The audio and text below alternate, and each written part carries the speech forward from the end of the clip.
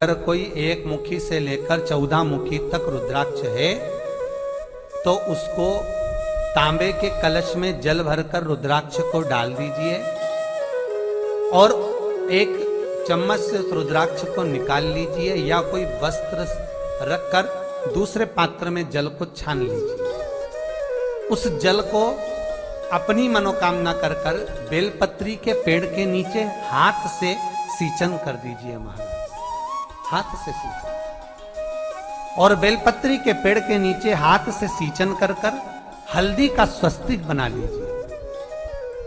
हल्दी का स्वस्तिक बनाकर उसी स्वस्तिक पर घी का दिया, चौमुखी दिया रखिए।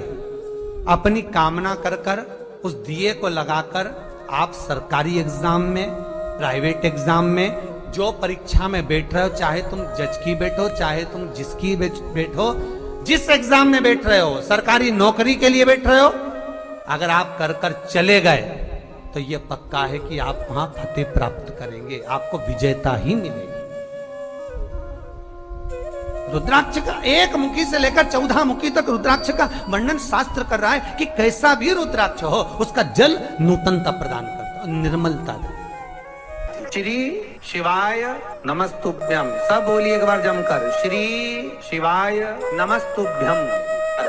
आंकड़े के पत्ते की जो माला होती है, ये माला कार्य की सिद्धि के लिए होती है। इसमें एक एक आंकड़े के पत्ते पर सीताराम लिखा जाता है। मात्र एक पत्ता ऐसा होता है जिस पत्ते पर सीताराम नहीं लिखा जाता। 108 पत्ते में से एक पत्ता, बस उस पत्ते को हथेली में रखकर उल्टा हाथ आपको रखना है और अपनी कामना कर कर उस पत्ते को बांध देना है।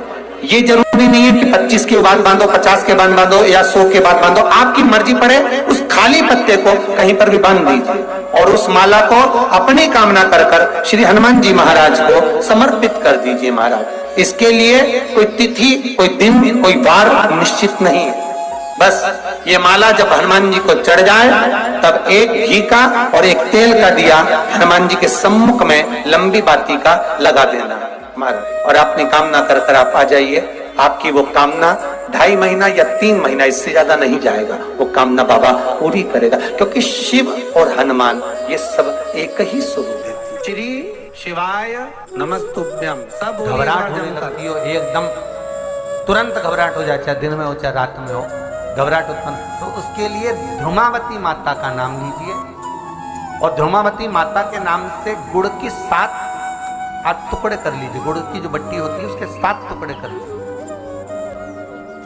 और ध्रुमावती माता के नाम से जहां पर गौरी और शंकर दोनों विराजमान हो, तो शंकर भगवान का जहां शिवलिंग हो और शिवलिंग के साथ में पार्वती जी शंकर के साथ नीचे ही बैठी हो, सामने दीवार पर या ऊंचाई पर हो।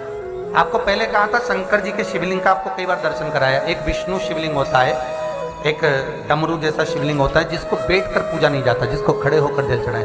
एक शिवलिंग होता है जो जमीन पर ही रहता है, जिसको गौरी शंकर कहते हैं महाराज। तो गौरी शंकर का स्मरण कर कर, उमा महेश का स्मरण कर कर, जो शिवलिंग जमीन पर हो और पार्वती जी भी जमीन पर ही स्थापित, गौरी शंकर का स्मरण कर कर शुक्रवार के दिन शंकर भगवान पर प्रदोष काल में, समय के शाम के समय पर, सूर्य अस्त के कुछ ही क्षण में वो गुड़ की डिलियां आप शंकर भगवान को चढ़ा दीजिए और गौरी माता का स्मरण कर कर उसको उठाकर ले आइए।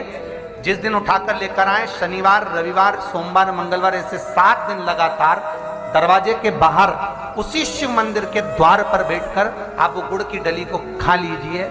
महाराज, जिंदगी में कभी घबराहट नहीं हो सकती, सिर दर्द नहीं हो सकता, बेचैनी नहीं हो सकती और पसीना नहीं आ सकता घबराहट के कारण। रात को चक सो आनंदमय।